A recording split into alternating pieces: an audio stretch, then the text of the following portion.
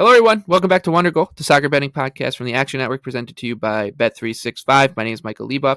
Joining me for this one are my co-hosts Anthony DeBundo and BJ Cunningham, and together the three of us are going to break down the upcoming 10-match slate in the Premier League. We'll talk about the Bundesliga, Serie A, La Liga, nothing in Ligue 1. BJ's got some EPL Championship semifinal thoughts, playoff semifinal.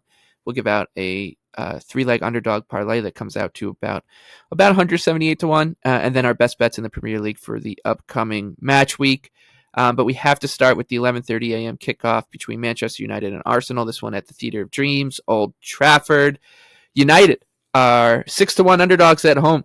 Arsenal traveling as a minus 250 road favorite. The draw here on the three-way line at Bet365 plays out plus 425. BJ, your Arsenal, they've got no choice but to pick up every point available for them for the rest of the run here. 2 matches left. They've got a 1-point advantage over Manchester City, 6 goals ahead in terms of goal difference, but City's played one less game. They've got a game in hand, so anything outside of a win for Arsenal is a disaster, absolute disaster, even on the road at Manchester United. We had circled Arsenal's last match against Bournemouth as a potential banana skin, to borrow a phrase that a cliche from across the pond. It didn't turn out that way, but I still think this one is a little trickier than you do. You think this could be a pretty suffocating performance. Is that the word I should be looking for from Arsenal? And that's how you're betting it? Sure. Dominating, whatever you want to call it. I'm not afraid of United at all here. I will say this. It would not only be detrimental to Arsenal losing the title race, but after all the terrible things I've said about United, for them to get a result here would be extra painful. So I'm really just putting myself out there, but that's okay. It's fun to go all in. I like Arsenal to win nil at plus 195. I think that if Fernandes and Rashford are not able to play, which they are 50-50 right now at the time of recording this, I think, as you saw at Crystal Palace, that is detrimental to United's attack, especially Fernandes, more than anybody else.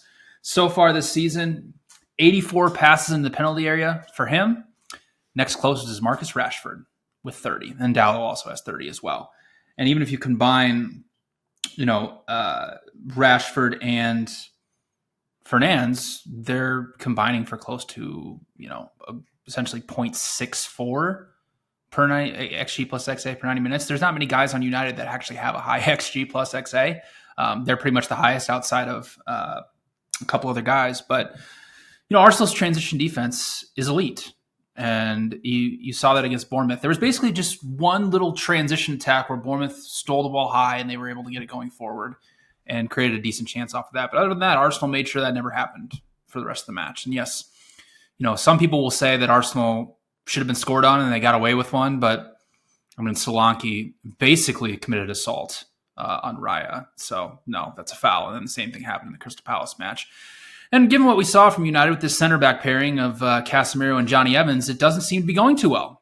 And I don't know how they're going to stop Arsenal in this. They're not going to be able to stop their buildup. Arsenal's going to have easy outlet balls. They're just going to run at two completely washed guys in their mid-30s. So I don't know. I think it's as straightforward as it seems. Obviously, the odds are a little high, right? I projected Arsenal around minus 190, so minus 250 is a little high, but when you count for injuries, it's probably getting closer to that. So if United, again, if Fernandes and Rashford are not going to play, it's completely detrimental if they're just going to do an attack with, Garnacho, Højlund, and Antony. I don't really see them threatening Arsenal at all. So Arsenal win nil at plus 195, projected it closer to plus 165. So I think that's the way to go in this match if you want to get a decent price on Arsenal. Or just lay them like minus 3.5, because this one could get very ugly really quickly. So, I can't make like a soccer case for Man United. What's the case? Like, they're home. They're going to be inspired. Magic. The defensive performance of Palace on Monday was one of the worst I've seen in a long time from like a real team in the Premier League, not like a relegation level side. And the reality is that, and they showed the stats post-match, they've given up the second most shots in the Premier League in 2024. West Ham is the only defense that's been worst. West Ham, Luton Town, Sheffield United, and Man United are the 4 worst defenses in the Prem right now. So, trying to make the case for them to be live here is really hard. But as this market continues to move toward Arsenal, which I fully expect it to do, I think I will be playing United at a pure spite and pure gut, with no soccer intuition behind it, because you made the point, BJ. Like, yes, United's defense is terrible. When they played City at home this year, they gave up 3.5 XG. When they played Liverpool at home, they got a 2-2 draw, but they gave up 3.5 XG. They went to Anfield, they gave up 2.5 expected goals. They weren't very competitive at City either. Scored early, but got smoked 3-1. So can United sit really deep and absorb pressure in this current setup with their current center backs? I don't really know. And it's crazy how hard Casemiro fell off, because we were having conversations about him last year as the most valuable player to United. And BJ's right. It is Bruno Fernandes. The 2 games that he did not play this season, one at Anfield, they created 1 chance the entire match. I think they had 3 total shots. They couldn't do anything to get out of their own half. And then against a Palace team who has played a lot better, but is still like mid-table at best, they generated less than 0.7 of an XG. I mean, it was a pretty lackluster offensive performance. The thing about Bruno is that, yes, he gets made fun of a lot because he plays a lot of dumb passes. He's a high-risk, high-reward type forward who is constantly taking a ton of chances, because when United's on the break, they only need 1 or 2 to work, and then all of a sudden you get a goal, and you're like, wow, what a great play by Bruno. So when you just take that out, they don't have a single player on the team that can replicate what he does. So that's why he's their most valuable player. And I think if he doesn't play, the market's going to steam close to 2 here. It wouldn't shock me based on kind of where these 2 teams are trending right now. But from a perspective of like going into this match, there's not a soul that's going to back United. Everybody's going to be on Arsenal, and the market's going to continue to run, I think, here. I'm going to, not a huge play, but take United small. I wanted to play United team total, but it's pretty juiced to the point where I didn't even show value on their team total. I just think that the Arsenal attack being projected for 2.5 goals on the road here might be, it might be right, but it might be a little high. We'll see.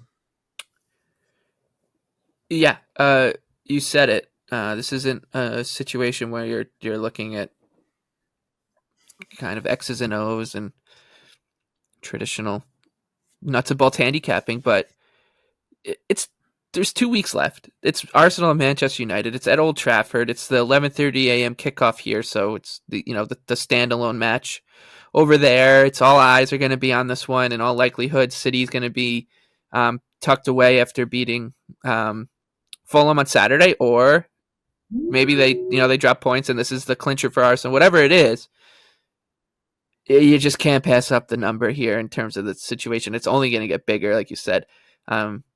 It's almost once in a while. I think it's okay to make a case like this, that this is just what this Manchester United season feels like it's been culminating to. Whether it's this match ends 3-2, where them and Arsenal trade goals and United just ends up winning in like their best match of the season, or they just get pasted. It just feels like this thing's going to crescendo here. I mean, the Liverpool match was not that long ago. Right. Liverpool closed minus 145, minus 150. Right. Yeah. But I mean, we think Arsenal's better than Liverpool, but like how much better? Right. Not that. No, I know. And that's what I'm saying. Like they've also a little bit had a couple, like, they're also a little bit healthy then, right? They weren't that healthy. I mean, they had a center back that was under the age of 36. Like an academy center back. Well, they still had Harry Maguire. Still had Fernandes. Right. Yeah. No, I know. And I mean, and since then we've seen them they drew Coventry City, that they drew Burnley, and they just got pasted by Palace. And so yeah, it's ugly, but I think this Are these players really gonna get up for the manager? I don't think it's about the manager at this point. I think it's now just a chance to be spoilers. And but Michael, they're not going to go in there thinking. Think about the home finale, right? They have a home match Wednesday. Yeah, they play one more midweek match. But Michael, you have to think about it this way too. If they win here, City, I get it, but you think they're just going to hand their rivals the title? I don't think that.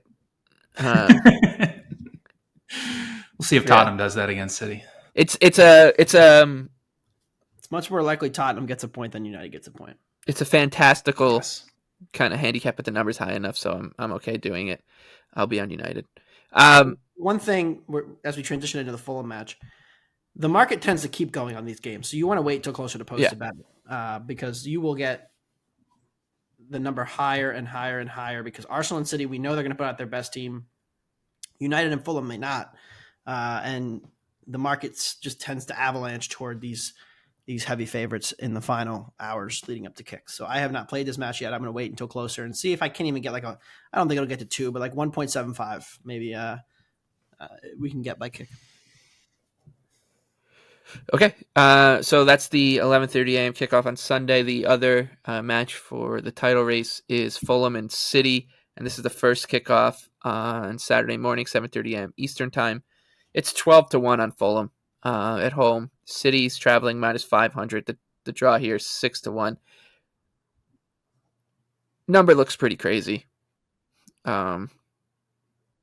Given what we know about Fulham this season, the way that I thought the City performance against Wolves was almost surprisingly good, given the way that they were trending, and we were talking about them though. Like I was expecting that thing to be a lot murkier than it. I mean, we've said that Wolves, but I mean Wolves was 27-1, so I guess a 5-1 scoreline isn't crazy. Well, they got it ended up being a Penchester City match, so that kind of changed. Anyways, I thought turns out Erling Haaland is pretty good. Yeah. 4 goals. Yeah, he's all right. He also is not. He's a tap-in merchant. He's a penalty merchant. Saturday he was a banger merchant. I've dubbed him just a goal merchant. That's all he does is score goals, and he's not good at anything else. It's got to be Fulham here, though, right? Like, I mean, I know that they've slowed down. So BJ's best bet of the year, he'll tell you. After he had Brighton, after he had Wolves, best bet of the year until next week. I think he's lost against City the last every match for a month. That's fine, and I'll keep doing it because these prices are crazy. They are. It's crazy. They are. This is crazy. I mean, let's go back. Let's go back to the previous meeting. I know it was a long time ago, right? But the stats from this match are crazy. City won 5-1. They scored all 5 goals off of 2.2 expected. 1 was a penalty. So they ended up scoring essentially 4 goals from open play off of 1.5 expected goals. But they only took 6 shots for the match. So one of them being penalty. So they scored 4 goals on 5 shots from open play. That's crazy. And what it came down to was the fact that Fulham, they played a really, really good, compact defensive block. And they said, City, you're not playing through the middle. We're not going to let you. But Pep was just like, no, I want to play through the middle. And it just became the stalemate for a long time. And again, Fulham did a great job of limiting City to those shots and just letting them hang out in the final third. And they've proven that recently. They just played Liverpool at home, held them to 1 expected goal and only 27 touches in the penalty area. They've proven themselves that, yes, they have played a little more open lately. They have tried to press higher and go more towards where the rest of the Premier League is going, but they've also shown that if they play bigger sides, they can hunker down and they can play a really good defensive block. So, and they're a good transition team. And if you watch City over the last few weeks, how have they conceded any big chance that they really have given up? It's basically off transition breaks and crosses. Like even in the first half for Wolves, like Cunha just missed getting on the end of a cross. That could have been a goal for them. Against Forest, basically all of their chances came off crosses. Against Real Madrid, their first goal came off a cross. Fulham's completed the second most crosses into the penalty area of anybody in the Premier League. And they have guys who can really punish you. And they have a striker who's been really in form. I know Rodrigo's kind of dipped down a little bit, but he's been very good over the second half of the season as opposed to somebody like Raul Jimenez, who actually did score last week, created a big chance last week. He notoriously didn't score a chance that he probably would have made 8 out of 10 times. Yeah, it was amazing. Yeah, exactly. And City, they've been on a little bit of a variance run. Like I'm not going to sit here and say that they shouldn't have beat Brighton, like they obviously should have. And Forest, obviously that should have at least ended in a draw. And then they deserve to beat Wolves. But over these last 3 matches, 11-1 in goals, 6 expected to 2.8. Take away penalties, it's now 4.5 to 2.8. Like it hasn't been like the most dominant stretch for City based on what the actual numbers are telling you. So, I mean, I got City at -180. I think that's, if you can make a case for City to be higher, close to minus 250, that's fine. But this is just must-win tax, inflation on City. I mean, Fulham's good. They're going to be up for this one. They've played well at Craven Cottage this season, plus 3.2 expected goal differential. So I like Fulham plus 2. Did you happen to see the training videos from Fulham this week? I did, yeah. It looks like they were having a lot of flying fun. Kites on the training ground. One of the Arsenal real fan encouraging. Picked it up, and it's also Monday. We'll get down to business here later in the week. It's okay. I was hysterical. They were going crazy flying kites, and one of the Arsenal fan accounts picked it up and was like, "If we're worried about Fulham not really caring about this weekend, this is not too encouraging."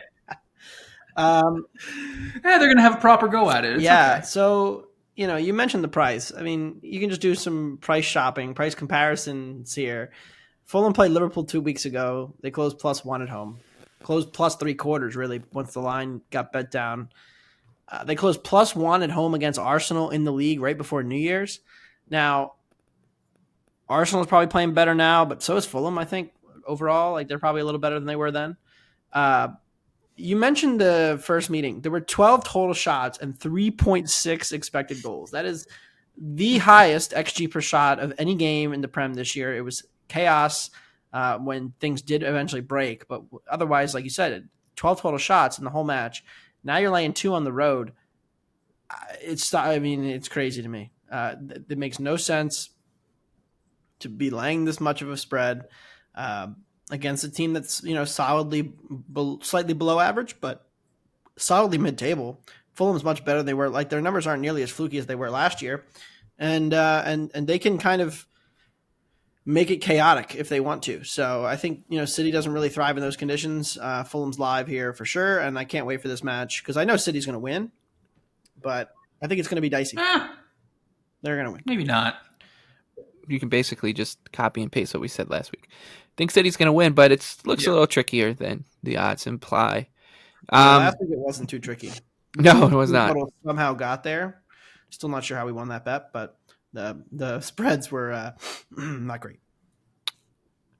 On to we'll keep going with the title race, and we'll allow Liverpool to stay in here because they're still mathematically 431, I believe they are. We need 2 wins. Yep. We need 2 Arsenal two City losses, right? Yep. Exactly. And an Arsenal loss draw, easy. I don't know if Arsenal can't pick up another point really. Oh yeah. Okay. Well. So it can happen. They are the Monday Night Football match against Aston Villa. It's on the road. Villa is +350. Liverpool -150. Draw here plays out +333. So I think it's actually a little bit of a tricky spot for Liverpool. Like, they'll be mathematically eliminated by the time that the match starts. In all likelihood, Villa, of course, like, it seems like their top 4 spot is pretty safe, but they'll want to clinch it at home. It's the the dreaded look-ahead spot to Jurgen Klopp's farewell match the following weekend against Wolves at Anfield. Wonder who Lieboff will bet in that game. Oh my God, that's going to be one of the best bets ever. But I would say, like, what the one bet I really wish that got posted, and maybe if our friends over at Bet365 have a sense of humor, it would be Jurgen Klopp to get sent off here, so he's suspended for his final game at Anfield. That would be, I'll take it at 8,000 to 1 or better. They would renege the suspension. Yeah, absolutely. Yeah, they would, as they should. Jurgen should stand in the cop on Sunday and sing "You'll Never Walk Alone" with the fans. That is how he should go out, and that would be beautiful. And just like he did when they drew against West Brom. Yeah. There was a shot heading into Sunday's match, and it was Ange coming out of the tunnel, meeting Klopp. They put their arms around each other, and they walked out onto the pitch at the same time together.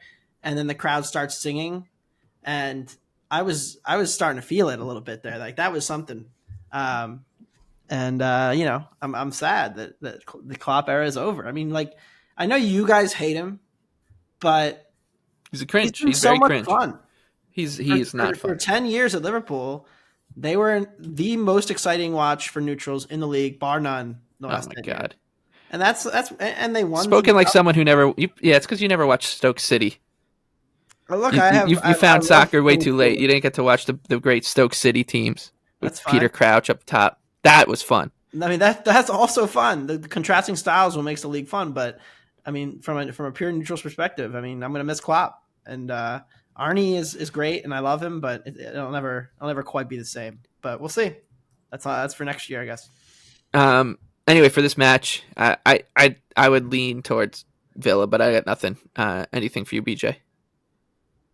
No, yeah. If anything, I think there's maybe a little bit of value on Villa, but it's a tough little run here for Villa. They just got pasted by Brighton. That was a proper cooking. They're going to Greece on Thursday to face Olympiacos to try to overcome a 2-goal deficit.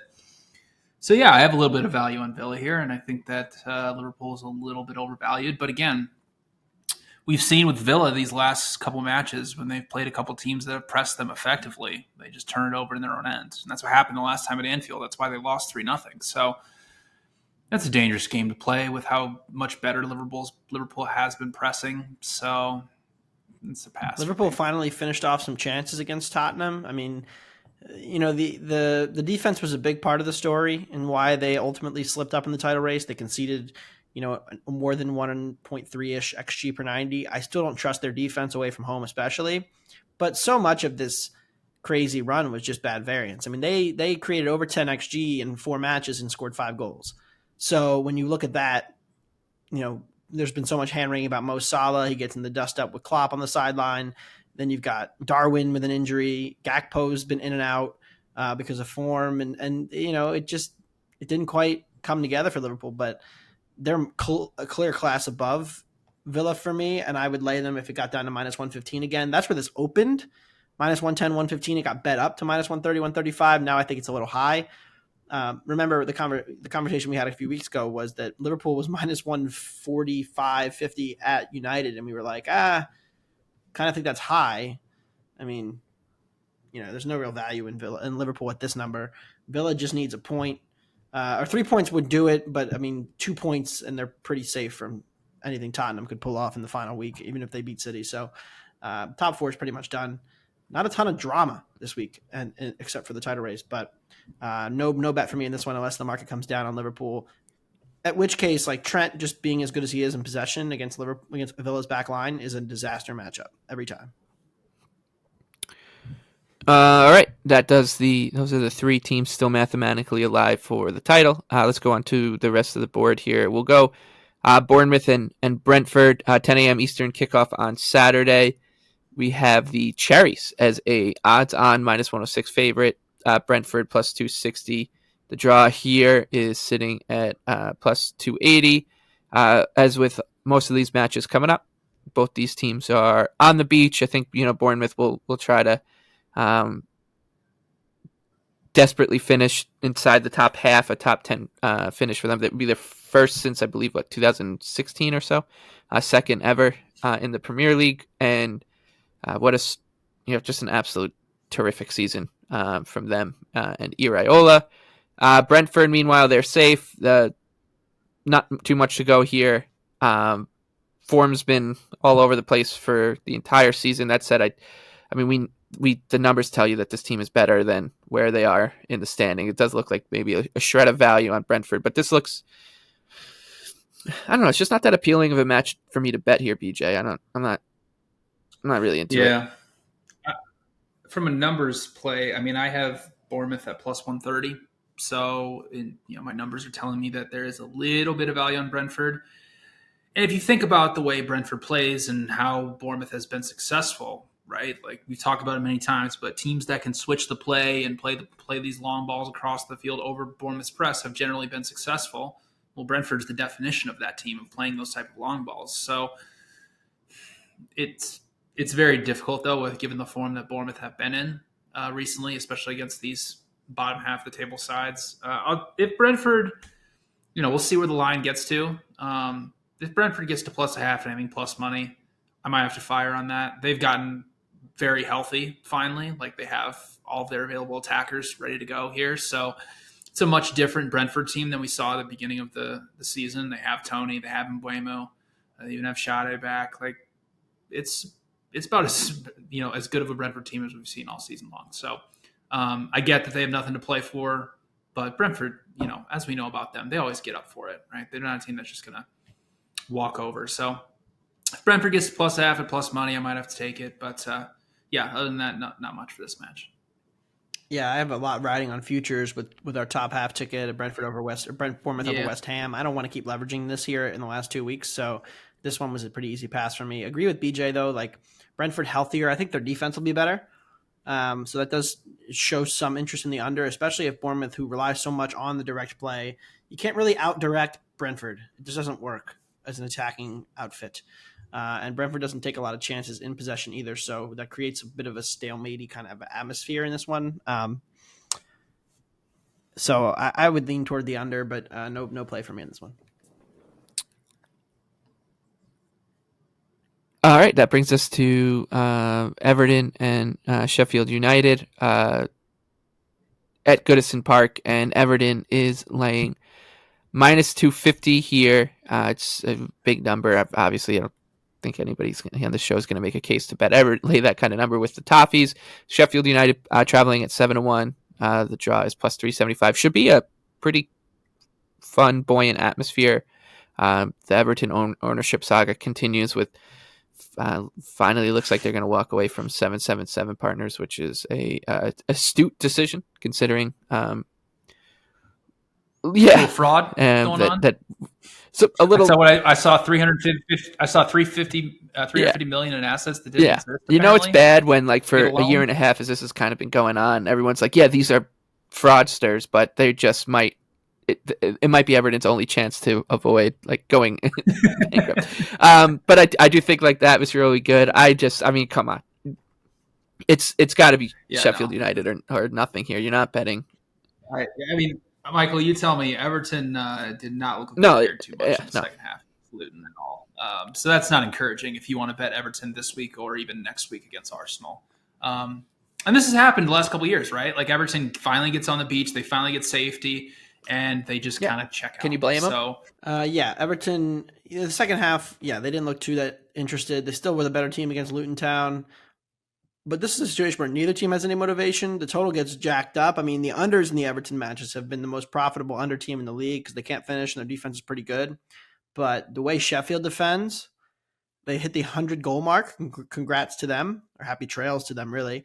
But I mean, this is the easiest pass on the board for me. No motivation to really handicap. Uncertain what both teams look like.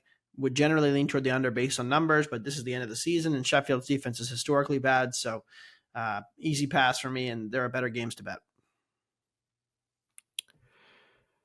All right, that'll bring us to Newcastle and Brighton. You were talking about better games to bet. I don't think this one qualifies. Newcastle minus 175 at home. Bournemouth is traveling plus 375, the same price on the draw. I've got zilch here, BJ. Yeah, no, I have Newcastle at minus 136, so you could make a case that maybe they're a tad high here at home, but I don't really want to stick my neck out for Brighton right now. Like, yes, they had one very good performance in what was a pretty decent matchup for them against Villa, but it's going to be a completely different type of opponent, and if they're going to continue to play man-to-man and press high, it's going to leave a lot of space in behind for Newcastle. So, I mean, I've got a Newcastle top 6. I've got a Newcastle finish above Chelsea. I've got Ishak 25-plus goals. So I'm just going to sit back and watch those and hope they hit. I think the question is, like, if Newcastle scores first here, how do we feel about our Brighton +1 ticket that we could potentially have? Yeah.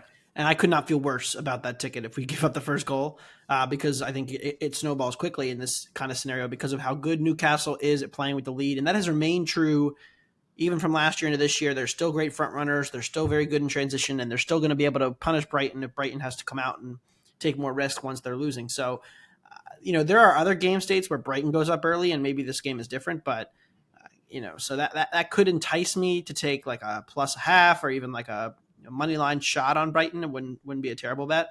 But in terms of like just taking the traditional Brighton +1 minus 110, which is out there, no thanks.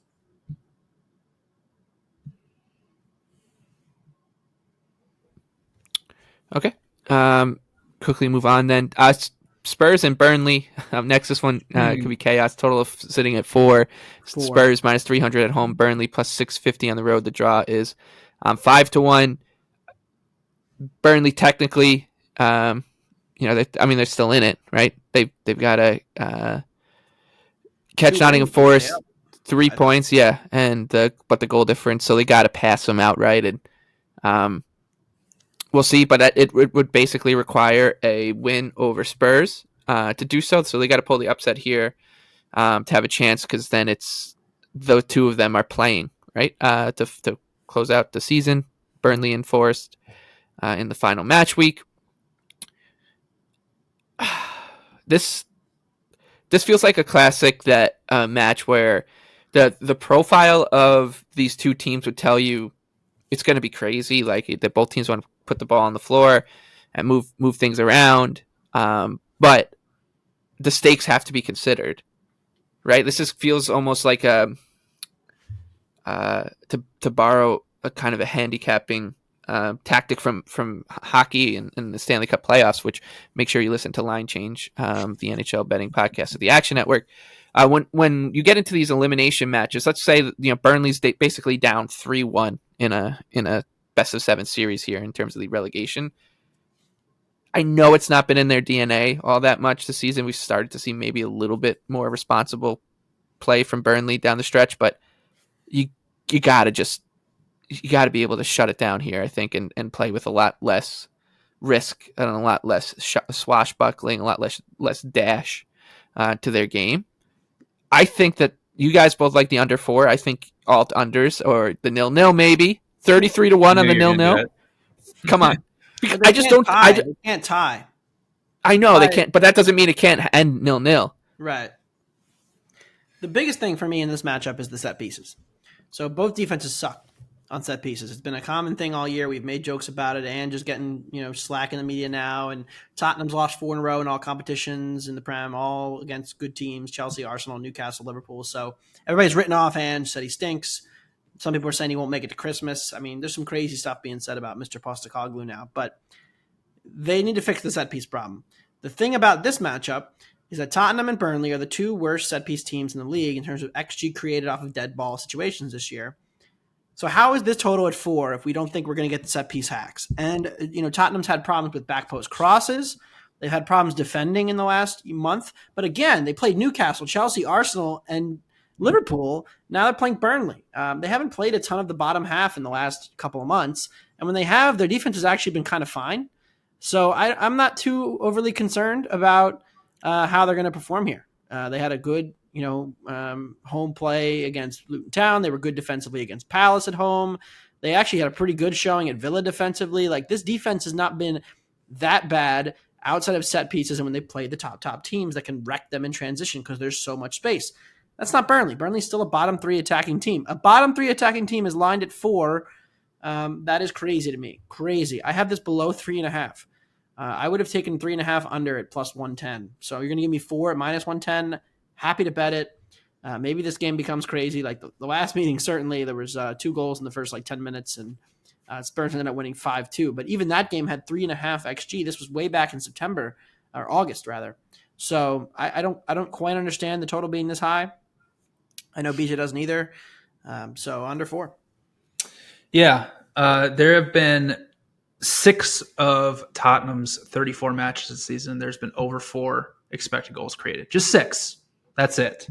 And you mentioned the last match, Anthony. That was back when Burnley was still playing their 4-2-3-1. Let's press with the front 4 and let's try to cause some havoc. And it didn't work. So now, since the beginning of September, Burnley has transitioned to mainly out of a 4-4-2, give them better defensive stability. They're still kind of pressing at a high rate, but not as the relentless, crazy, balls to the wall that they tried to come into the Premier League with. And there's been some marginal improvements defensively. Since November, they're allowing 1.74 XG per 90 minutes, which I know sounds like a lot, but before that, they were allowing 1.95. So there's been some marginal improvements there.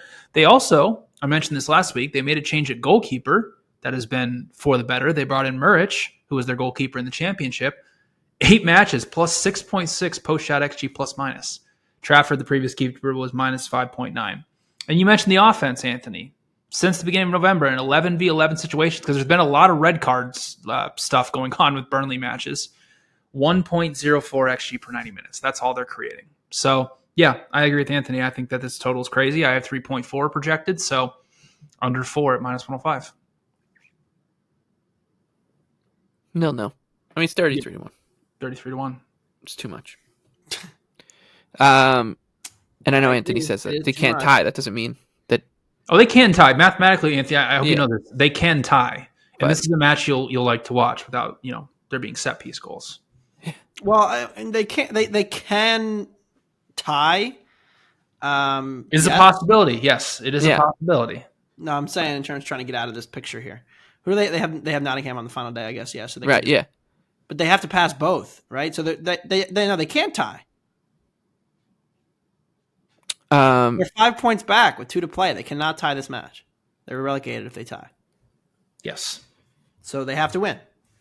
Yes. That's a little scary. But they're still Burnley. Oh, they got to really go for it. Okay. They still create. Peter just said 1.04. The other thing that happens is these teams that have to go for it, they don't just from the jump say we're going for it, right? They marginally do it over the course of the match. They're not just going to do it from the jump. They're going to pick their moments and find the right opportunities. It's not just let's just press them like we're down 2 goals in aggregate in the second leg of a Champions League tie, right? They're not just going to do that. Yes. Okay. That brings us to Luton Town, still alive as well. They are 2 points ahead of Burnley, 3 behind Nottingham Forest. So once again, they'll have to pass Forest outright because of the goal difference. But I actually like Luton Town's opportunity on Saturday against the West Ham team that is there on the beach. I would say with David Moyes about to be replaced by Julian Lopetegui. They could squint and see a way into 7th or whatever Europa Conference League, but I don't think so. This looks like a team that has kind of wanted the season to be over for months now, I feel like, and the two defenses going at it here should be an absolute treat to watch, and I think that's what leads me to the Hatters here. They're terrible, and they're terrible defensively, but I actually think the motivation does matter in a situation like this, where you've got 2 very, very flawed teams. The favorite has nothing to gain from a win. The coach is out the door. We know what at least the kind of effort we're going to get from Luton Town. You're getting plus 280. Perhaps there's a little bit of a must-win tax baked in here, but I still think the number's playable on Luton Town. I know you guys are going to go in another direction, but we can all win here, Anthony. We can all win our bets. I agree. Both teams are giving up over 2 XG per 90 for 6 months now. That's all I have to say. You can be one of those people that says, hey, there's no way the league can keep scoring at this rate. It's unsustainable. It's been crazy. The league is drunk. It's hammered. Maybe you're right next year. Maybe next year there's a sea change, an adjustment period. These teams kind of slow down the insanity of pressing we're seeing, or that there's more commitment to defending. There's always a zigzag, a yin-yang kind of back and forth. But are these 2 teams the ones that are going to bring it right this Saturday? I don't think so. So over 3.5 is plus money. I have this total at 3.75, and I'm pretty confident that I'm right. So I'm going to go with the over here, and I think I'm worth an alt look because this is West Ham on the beach. We saw them give up almost 4 XG to Chelsea last weekend. Now they come home. Moyes' last game at home, should give it a go. They're not going to get a result in the final Sunday, so this is it for them. And I think that this game screams 2-2, 3-2. I agree. This is the basketball match of the weekend for sure. Of any of these matches, this is definitely the match to play some alts. I mean, if you think about, we know that Luton's just abandoned the low block. They abandoned it a long time ago because it wasn't working, and they, have physical enough players that they can press high. That's what they're going to try to do here against West Ham, and that's a very scary thought given the players that West Ham have that can play through pressure with Kudus, Paqueta and Jared Bowen, like they can just rip Luton to shreds if they really want to. But the flip side of it is like West Ham doesn't defend anymore. They don't press good. They don't play good in the low block. Like they do nothing good defensively right now. They also don't defend crosses well at all. They're allowing the most of anybody in the Premier League. And how does Luton create all the chances? Crosses. So, yeah. You could squint with West Ham and you could say in technicality, they are still alive for a Europa Conference League spot. They would need to win both matches and essentially have everybody else lose. And then they're at City.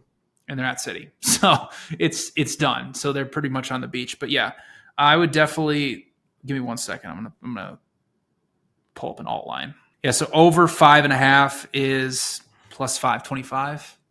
That's what I would probably go with, along with maybe over 3.5. Let's maybe, Anthony, should we climb the ladder? 3.5, 4.5, 5.5. I've enjoyed ladders. Yeah. Ladders have been my friend. So we'll climb the ladder. We'll climb the ladder in this match. Lieboff would like to chime in. He's betting 0-0. No, this one I'm definitely not. This one is going. Maybe I'll parlay it with the 0-0, but I like Luton Town. Maybe I'll do what I did with I was talking about doing with Palace last week, which was look, if they're gonna win, they probably are gonna do it. Like there's a good chance it's by multiple goals. And gosh, 0-0 only 20-1 in this match. Ugh. Nah, yeah, we gotta go. Come on, 33-1 with Burnley and Spurs. That's the 0-0 of the week. Yeah, over 8.5 is 40-1 as well. Maybe that's okay. Let's. This is still Luton Town that has to score all these goals. They will. They Did always you hear do. the thing I said about crosses though? Yeah, they always do. I have heard that. When does Luton Town not score? Always just score all the goals. They what they do? They've hit 3 or 4. They had that crazy Bournemouth. They scored match. 3 against Arsenal. 3 against Arsenal. Come on. Yeah. If you could score 3 against Arsenal when you prorate that out, Anthony, if you run it through your model, they could get to 8.5 on their own. Yeah. Okay, we'll quickly run through Wolves and Palace before we get to a match that all three of us are on the same side, is to close out the Premier League. 10 a.m. Eastern Time. Wolverhampton is plus 180 at home. Palace is a road favorite, plus 145. The draw here is plus 250. Nothing to talk about here from, I think, this match's perspective, but are we getting a little high on Palace here? It does seem that way, but I was going to say, is this going to be like the previous season, not this season that is just about to wrap up, but last year when we were like Patrick Vieira's Palace, top 6 tickets, top 10 tickets, bet them across the board, whatever which way you want. Yeah. Are we going to be talking about that again? Because it feels like we're going to be all in on the Eagles again coming in. Yeah. Even if they lose, as I know, Elise, I would be like, this team, they got us, baby, they got us back in. They might. You know what? The way the Premier League's trending with all the financial fair play issues that all the big teams are going to have to deal with, like they might be able to keep. There's them. a chance that they keep them all just for at least 1 more year. And I mean, Elise signed a long-term contract at Palace, so like clearly he, at least is in a position where he's thinking about staying. And with how fun this has been, maybe you never know, Michael. Like sometimes it's a better situation to play every single match versus going to somewhere like, I don't know, Chelsea or City and being like, now I have to compete with this guy, right? So maybe it's a good situation for him to just stay 1 more year. He's young, right? Same thing with SA. I mean, the biggest problem, SA is 25, so he's starting to get, this is his chance to get a big move. But the biggest problem with both guys is, they don't play enough. They're always hurt. Yeah. So it's like, oh, we're going to be so excited in September. Be like, Palace, this could be their year. And then by Jeff October, Jeff Schlupp and a 19-year-old we've never heard of are starting up on the wings again. And then John Philippe Mateta stopped scoring every match. And all of a sudden it's like, oh, wait a minute. Yeah. Never mind. So, how many times have we seen this before, right? Like the team runs hot. They get the new manager in. They got some new ideas. They're as healthy as they've been all year. Gahey comes in too. So schedule's kind of conducive to it. Yeah. I will say that. But we'll be on them, and then by Christmas, Roy's back on the sidelines, and it'll be good fun. Yeah, I just think that. So for this match specifically, they opened a dog here, and every time they scored a goal, the market moved slowly more and more toward Palace for this match. Now they're like pick minus 130. I don't know. Wolves are clearly the worst team right now, but are they bad enough that they should be a true dog at home, which is what it's trending toward? I don't really think so. So yeah. Also, it is trending as of right now that Pedro Neto is going to play in this match. Now he's probably going to come off the bench, but over. But I mean, I guess over. But like we're trending towards a position where we have to bet Wolves, which I don't really want to do. I don't want to bet against this Palace train. No way. But Plus a half. I mean, if you get Wolves plus a half, you're going to do it, aren't you, Anthony? It's not going to get that far. Yeah, we'll see. Yeah, it's a fun match. I'm actually, so of all the matches at 10 o'clock, the two I'm most excited to watch are the two we just talked about, which are West Ham, Luton Town, and Wolves Palace. I think they're going to be electric watches, and they're far more exciting to me than any of the other matches in 10 o'clock. So should be good stuff. But yeah, if you missed the openers on Palace, which most people probably did, then there's not really a ton of love left in the market to bet them as a road favorite. All right, that brings us to the 12:30 p.m. kickoff, our last Premier League match to talk about this weekend. Nottingham Forest and Chelsea. This one is at the City Ground right there on the River Trent. Nottingham Forest is plus 260. Chelsea is traveling odds on, minus 106. The draw is plus 280 here. Love Forest in this spot. Absolutely love it. And full disclosure, Anthony wanted to make them his underdog. I wouldn't let him. I wanted him to go in a different direction, and I pulled the power chair move on him. But all three of us are going to be on Forest here, Anthony. You can get the conversation started. My last wager on this awful team this year. It's funny because they showed a graphic on Sky Sports. They were breaking down United and how bad their defense has been, and they showed like a bar chart, like a table. And it was shots allowed per game and XG allowed per game. And obviously, defensively, the top three were the top three: Liverpool, City, Arsenal. And then the commentator was kind of going through the top teams, and he's like, Nottingham Forest, they've been pretty good defensively. And you could tell as he said it, they were like, he was thinking in his mind, he's like, wait, what did I just say? Like, that doesn't make any sense. And then, because he's not thinking about it from the way the numbers nerds look at it, which is their defense is good, their goalie sucks. And we've now had enough Matt Sells minutes, BJ. I don't know if you've looked at his stats lately, but he might be worse than Turner. Yeah, they've tried, man. You cannot fault them for trying. They've had three different goalies, and the three of them are in the bottom 8 in the whole league in shot stopping this year. 3 goalies on the same team. There's not enough minutes to go around for that to even be possible, but they've managed to do it. But here's the thing. Everybody's back in on Chelsea now. BJ and I, we're in a soccer group chat. There's a lot of Chelsea hate in that group. Everybody's coming around on Chelsea now. Everybody's like, wow. After one 5-0 win against the worst defensive team in the league.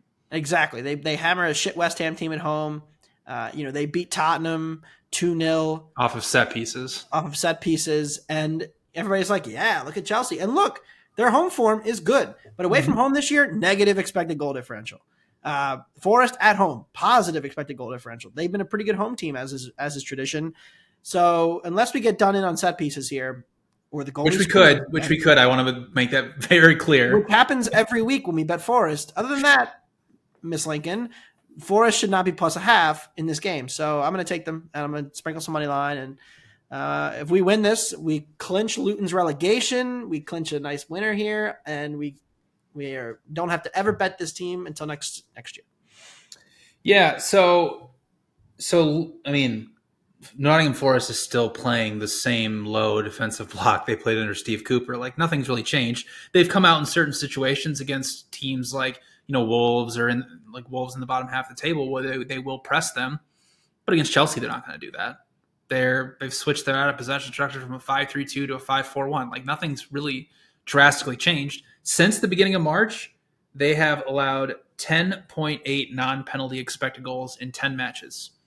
That is 4th best in the Premier League. Like, that's how good they have been defensively. And they've played some of the big boys along that run as well. And even if you go from the beginning of March as well, plus 4.5 non-penalty expected goal differential. Chelsea's at plus 6.5. So, there really hasn't been a drastic difference in terms of the underlying metrics for these two teams. It's just Forest has been unlucky. They've lost 5 matches, and Chelsea's only lost 1 in 10, right? So it's just funny how results can kind of skew your thinking. And Chelsea's build-up's really improving. They're starting to go away from the 3-1-6. They're starting to do 3-2 or 4-2 build-ups, which have really been better with Conor Gallagher dropping deep. That's all well and good. You can do that to West Ham and teams like Tottenham that are going to press you, but good luck doing it against one of the best low blocks in the Premier League. So I'm on Forest as well. Like Anthony said, they've been really good at home this season. Chelsea's road form hasn't been good. So Forest plus a half for me. Yeah, I'm on the Forest money line. I think that this is a Taiwo was back too, by the way, but Chris Wood's been great. So yeah. I mean, come on, yeah. So best strike. I guess you didn't watch the City match. well, I mean, his stats have been much better. Did you watch the Newcastle match earlier this season? The When he one turned on into Boxing Messi? Day? Yeah, when he turned into Messi. I did actually Turned watch back that. a little I had bit, the but- under. I lost. Nah, I think that's still relevant. No, I it's- think it's still relevant. All right, so all three of us on Forest here. All right, BJ. Before we move on to the rest of Europe, just quickly talk about your two bets in the EFL, the Championship playoff semifinals. Yes, congratulations to Leicester and Ipswich coming up to the Premier League. We'll talk about Ipswich later, but they're going to get relegated next year. In a heartbeat. Leeds under Daniel Farke. This is a revenge match. Amazing. Farke Bowl, where he's managed Norwich once or twice already in his career, brought them up at the Premier League, only to see them go down. Leeds, he's turned them into a really good out of possession team. They're number one in the Championship in non-penalty expected goals allowed. They're number one in basically every single defensive metric because they still have the Bielsa DNA where they like to press teams high and counter-press them effectively, but they've been very good at slinking back into those mid-blocks. And Norwich is a team that has really overperformed this season. 14 actual goal differential, minus 0.4 expected goal differential. It's basically because of two guys. Gabriel and John Rowe have combined for 25 goals off 11 expected. It's been just crazy overperformance between those two guys. Josh Sargent's having a great season from Norwich this year. Hopefully he makes the United States men's national team. But the problem is that David Wagner, if you remember, formerly managed Huddersfield and Young Boys, comes from the Jurgen Klopp coaching tree. Those teams were trying to be high pressing teams. And, he was having a little bit of success with Huddersfield the one season they made it into the Premier League and he got them to survive.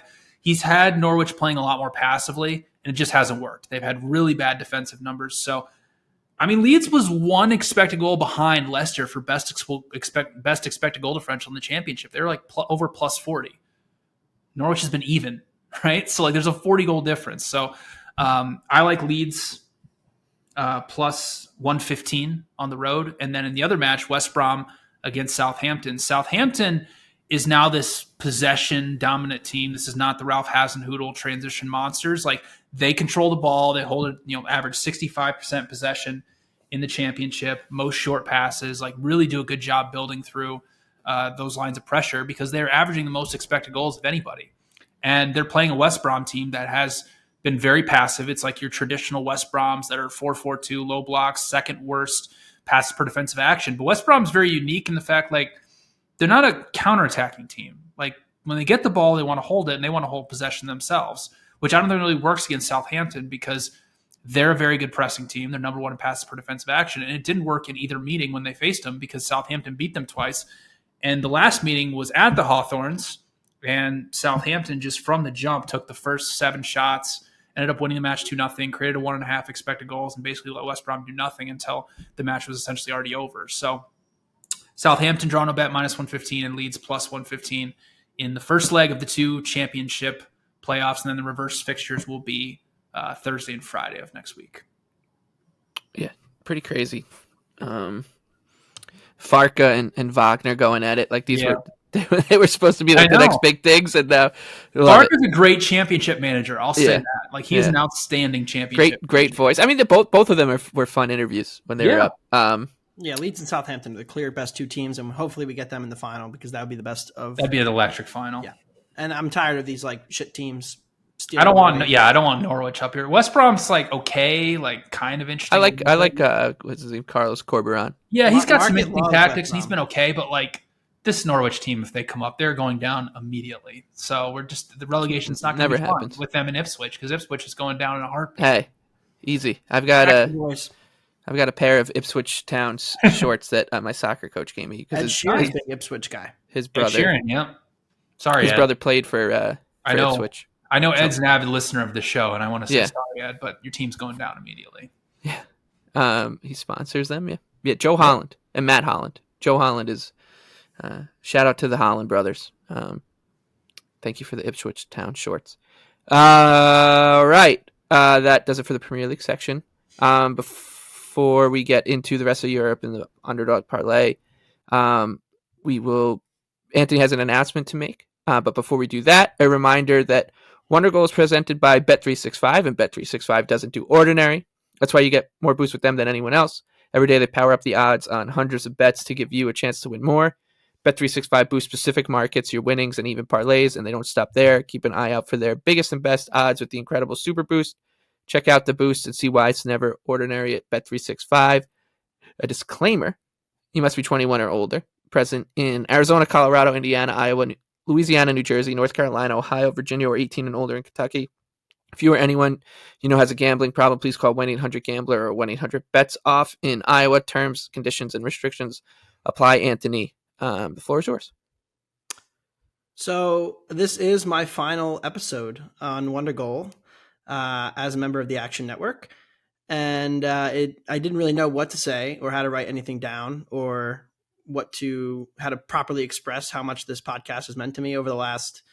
We started this in Euro 2021 as like a video series, and Chad Millman and company at the higher ups at Action Network, they were not too believing in soccer and that we could really build a really special podcast here, and we proved them wrong. And it's been really incredible, from the Euros to the international season to the Women's World Cup to the Men's World Cup to doing 50 plus episodes a year in the Champions League and everything with you guys. It's been incredibly fun. I'm going to miss both of you every Wednesday and Sunday night for what's felt like, you guys are like family to me now. And so I'm going to miss it. I'm going to miss the listeners. Thank you to everybody who's listened to me on this show and who's tailed my losers and let me victory laps the occasional winner. And I've learned so much about soccer and learned so much about betting soccer and just kind of how special it is as Americans talking about a sport that happens thousands of miles away from us. And I really can't thank both of you enough. And I'm going to miss everybody here a ton. But yeah, Friday's my last day at Action. And I'll have more personal news on what's next for me in the coming weeks. You will be missed. And yeah, I do think it's kind of funny that,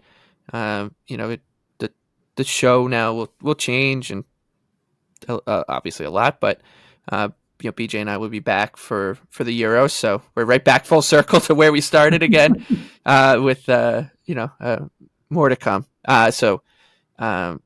Anthony's the best. Yeah, I'll just say, yeah, we're definitely gonna miss you, Anthony. It's obviously gonna be a little weird going into the Euros without you, given that where we started, but the three of us have become really good friends, not just coworkers, really good friends over these past 3 or so years. And yeah, we've built something up really good here, but. For everybody out there, yeah, like Michael said, the show's not going anywhere. Where me and Michael will still be here. It'll change a little bit, but we'll be here to give you out your losers. Yeah. And finally, we can talk about set pieces and how much. Yeah, right. And that'll be I feel like it's because Klopp is leaving, but yeah, it was inspiring. It felt like a good time. It was. Yeah, there's nothing. I'm running out of energy, quite frankly. Yeah, exactly. I'm running out of energy. No, I'm still going to be listening every week, so I'm not going too far. I'll still be on Twitter. I'm still going to be kind of in the space, so not going too far away. But I will be the show's biggest fan and rooting you guys on. And I'm going to miss doing this again. And that's the toughest part. It's become such a staple in my life. So that's all I have to say. But what a perfect segue to the Bundesliga. Yes. All right, let's get right into it, baby. No time for tears. To the Stuttgart fade, or excuse me, the Augsburg fades, which I'm doing again this week for the fifth straight week. Stuttgart minus 120. Augsburg's just a classic defend and counter German team, and they do nothing else but set pieces and counters. And I just think they're going to get overwhelmed by Stuttgart's press. Stuttgart is motoring to the finish line, and I like them laying it here on the road. Yeah, I have a rare bet in the rest of Europe here. I like Wolfsburg, complete spot situation after Bayern lost in the Champions League in pretty heartbreaking fashion, and with Tuchel out the door, and just I would have called if Bayern had made the final, and it would have obviously been a pretty decided favorite against Dortmund. It would have ended up being perhaps the best disappointing season of all time in soccer, but they didn't get there. So I'm happy to go against them here in a severe letdown spot, BJ. Yeah, I like something that's not very fun, but Leipzig, Werder Bremen under 3.5 at plus 110, just kind of a crazy line when you consider how good Leipzig's defense has been over essentially the second half of the season. They're allowing close to 1 non-penalty expected goal per 90 minutes. Werder Bremen's not particularly a good offense or a good defense. They're like the prototypical like average German team. They will probably give up over 2 XG here to Leipzig, but I don't really think they're creating much in transition against this Leipzig team that is also motoring to the finish in great form. So under 3.5, only projected closer to 3. So we need to make a mental note ahead of next year from betting purposes that Rosa teams in the second half have just been trucks for 3 or 4 years now. Okay. With that mental note in our pocket, we'll go to Serie A, and you can go first here, Anthony. Me and BJ both betting unders in different fashions here. I like Lazio Empoli under 2.5 at -115. This is a classic where, Empoli's in the relegation picture, and you don't need wins to get out of this relegation mix. You need draws.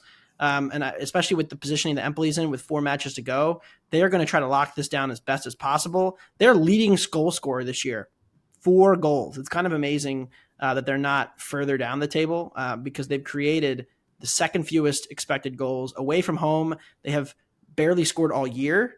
They have 10 goals in 17 away matches. So I think Lazio kind of gets a comfortable win here, but I think their desperation and their wanting to, fight to stay up will keep their defense in this. Lazio defensively has been very quietly elite at home too. So you've got a Lazio team that shouldn't be too threatened, should win this, 1-0, 2-0, but 2.5 is high. I have this closer to 2.25, 2. So. BJ. Yeah, and I like Genoa, Sassuolo, both teams to score no at +120. Genoa is a low event type team. Like their matches are averaging like 1.8 non-penalty expected goals. They're under 1, both allowing and creating. Like they're like Juventus Junior with no good attackers is what I would call them. And Sassuolo is a team that, again, has been really bad offensively all season long. They're 16th in non-penalty expected goals. Both of these teams I don't really think can create much. Sassuolo got a huge win over Inter to help their fight in terms of relegation. So this is a big match for them. Genoa's pretty safe. So just think this line is a little too inflated with how bad these offenses are. So both teams score no for Genoa, Sassuolo, +120. Okay. That brings us to La Liga, Anthony. We were talking about Ed Sheeran. How about Barcelona -115? One of my favorite songs of his. At home against Real Sociedad. Sorry for that attempt of singing in his voice. Oh, thank God you're leaving for that one. That's how you go out. That's on accord. I've now been fired. Barcelona -115 on the money line at home against Sociedad. Just like a full half goal better. I get that like maybe Barca doesn't care because it's the end of the season. They can't keep control of the match, but the difference in attacking firepower and quality in this match is so massive that Barcelona should not be this short of a home favorite. And for me, Getafe +0.5 on the road against Cadiz. Getafe is safe. They're on the beach. Cadiz is fighting off their relegation. They're basically out of it at this point. But we talked about Cadiz a couple weeks ago when they were playing Mallorca. They're just a horrific offense that relies on a few counterattacking opportunities and descending crosses. Well, they're facing like essentially the better version of what they ever want to become, which is Getafe, because they play the exact same way, but they play a better defensive block and they're better in transition. So this is just an inflated Cadiz needs to win line. So I like Getafe +0.5.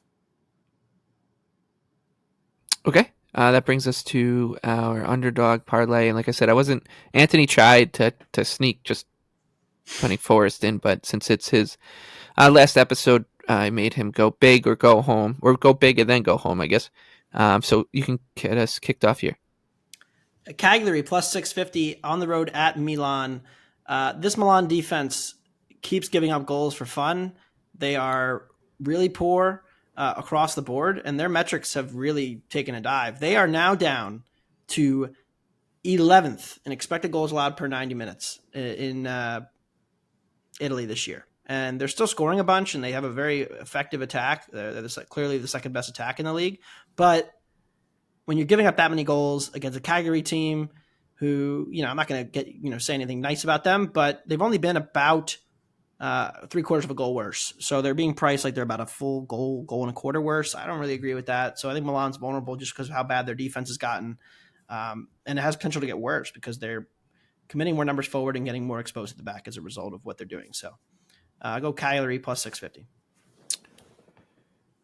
I'm going to go glory, Man United. I mean, sometimes you just gotta trust that there's a little bit of magic left in sports and in the great cathedrals of sports. And I think that a chance to ruin Arsenal's title bid at Old Trafford is well worth a bet at 6-1. I mean, United as a home underdog at 6-1 is just so great when it's not, Manchester City in their salad days. As we talked about right off the jump of the show, there's not too much you can throw at this one from a handicapper perspective that's going to sound, logical and sound. It's just trust that the number is big enough, trust that this United team has enough talent to make it hard. They've had a couple of results where they've done just that. They've gritted it out twice against Liverpool. So, I don't know. One more. Come on, Eric. One more. United 6-1 for me. BJ? Let me kill this thing on Friday. Alaves plus 240 against Girona. Honestly, a really good matchup here for Alaves. I know they didn't play very well against Girona in the previous meeting, but they're a transition-based team, primarily because of the quick attackers they have going forward. Number 1 in La Liga in final third to box entry conversion rate. So when they get their transition opportunities, they take advantage of them. And we know that Girona over the course of the season has struggled in transition defense. Girona is already qualified for the Champions League. I understand they're battling for second place, and I guess that means something.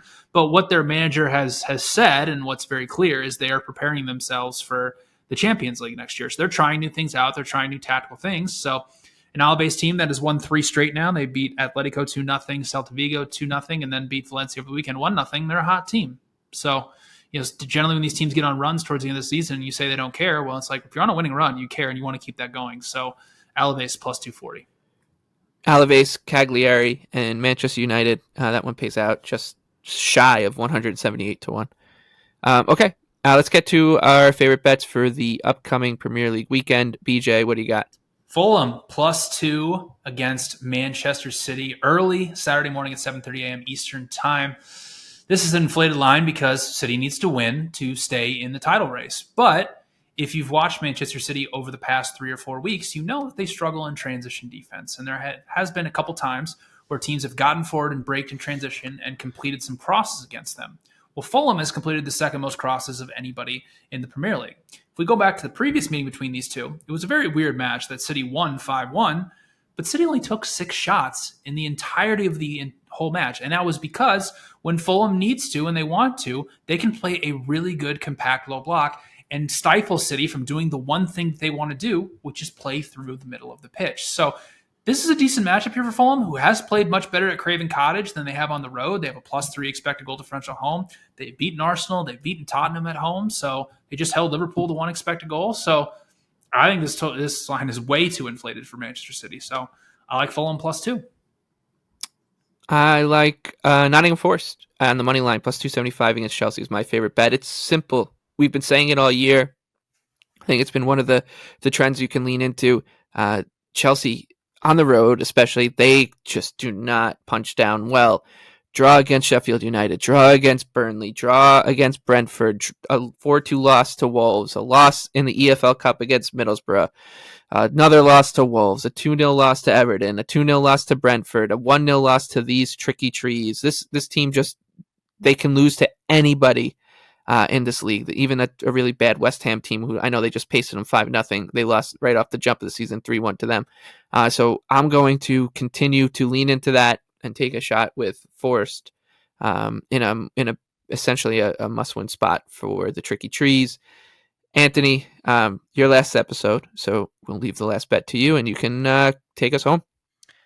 Tottenham, Burnley under 4 -105. These are two teams who have had awful problems defending set pieces all year long. It's cost them a ton of goals, but neither team's good at attacking set pieces. So I think that kind of limits the damage maybe that these defenses will see from set pieces, because Burnley and Spurs have created the second and fewest expected goals from set pieces this season. So you combine that with the fact that Burnley is still a bottom 3 or 4 attacking team. They're not very good at crossing either, which is what Burnley, Tottenham's seen their defense get exposed by teams that can cross, especially those back post runs that have been killing them for weeks.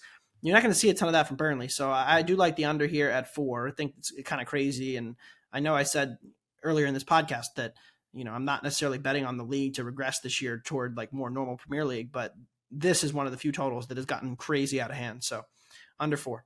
That will do it for my final episode of Wondergoal. Thanks to everybody who has listened to my voice on this channel for the last 3 years. And BJ and Michael will be back on Monday. The show will go on in my absence, and continue to listen to them, continue to download, subscribe, tell a friend. And thank you again to our producer, Noah, who's produced so many of these shows and listened to way too much of my voice over the last few years. Thank you again to BJ and Leboff. And thank you all to the listeners for listening. And tune in Monday as BJ and Leboff prepare to tell you why Tottenham might just spoil the party and give Arsenal a league title for BJ, which I wouldn't want to be around to listen to anyway if Arsenal did win the league. So maybe it's better that I'm out. And thank you to everybody once again. And that's all.